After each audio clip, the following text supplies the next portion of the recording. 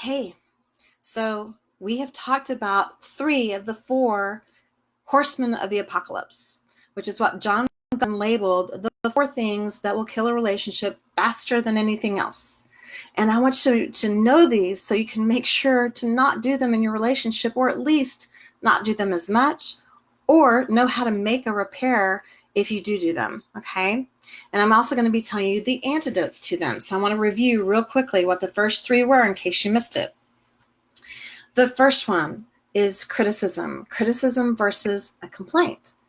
When we criticize people, we talk about the person, their character, and we're usually very sarcastic, like, I knew you were going to do this, I can't count on you, that kind of thing.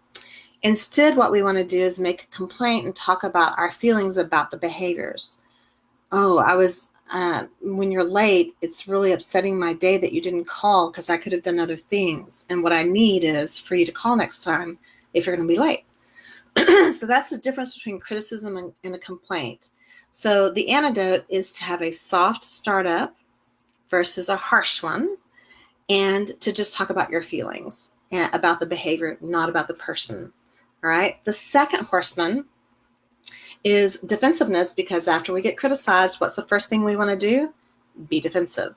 And so we want to blame. Well, you do it too. Well, I had to go to work. Well, I had to read this, or I was talking to my friends, and so we want to blame, we want to make excuses, or what else is defensiveness? Pouting. Really? I guess I'm just a horrible person. And so anything to get them off track of the original topic and you not have to take responsibility. So what is the antidote? Take that responsibility, that little piece that's yours. You don't have to own the whole thing if it's not yours to own, but own what is yours to own. And that will de-escalate the conversation, keep it from becoming a fight. So that's the second horseman, which is defensiveness. The third horseman we talked about yesterday is the worst one, guys. It's contempt. And contempt is when you have that superiority to your tone of voice and to your thoughts. You feel better than one up your partner. You feel a little disgusted that someone didn't know this already, that kind of thing. And contempt comes in many forms. So if you want to hear more about that, you can listen to my post from yesterday. But the antidote for contempt is twofold. One, we need to develop an overarching air of fondness and admiration for our partner, for our loved ones, whoever we're in a relationship with. And immediately, what can we do? We can talk again about our own feelings and not talk about the other person. Like, you're so stupid. That's contempt. But, I'm feeling really pushed about this. I'm feeling defensive right now. Can we take a break? Can we back up? Just talk about your own feelings, and that will offset the contempt. So now our fourth one. The fourth thing that will kill a relationship faster than anything else is stonewalling. Now, stonewalling is interesting because it looks like someone's not paying attention to you, which they could be, but let's give them the benefit of the doubt. What happens a lot of times, especially in men are our protectors.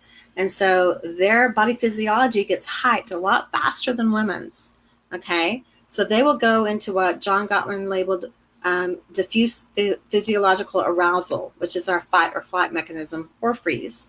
Fight, flight, or freeze. And so when a man's body physiology gets up above 100 beats per minute, the focus is narrowed, hearing is less, his body is all pumped up, he's ready to fight or flee, right? That's not the time to have a conversation. But women can talk longer before we get there. And so that's why men are like, gosh, they go on and on and on. Well, we're not hyped up yet physically. And so we can continue the conversation. But when anyone, male or female, gets to that diffuse physiological state, they get flooded, and that becomes a time where they shut down. And so that's what he calls stonewalling. It's going to look like they're not paying attention. And the more you push, the more they're just going to walk away. They're going to shut you out. They may scream and yell to make you stop. But stonewallers really are leaving the conversation. They're waiting to leave the conversation so that they can calm down. So the antidote for this is to recognize what's going on. My body's hyped up. I can't talk right now. All I want is for this conversation to stop. Oh, wait, I need to stop. I need to self-soothe. I need to ask for time, ask for a break, and go away from the conversation for a while and not think about it so that your body can calm down. So that's number 4. And if you want to learn more about these, I'm going to be talking about this plus the 7 principles that he found universally that make a relationship work.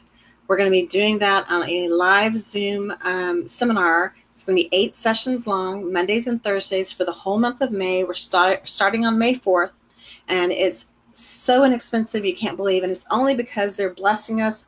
The Gottman Institute is allowing us to put this up online for this month. Actually, I just found out, and for next month, the month of June, just right now because of the COVID situation.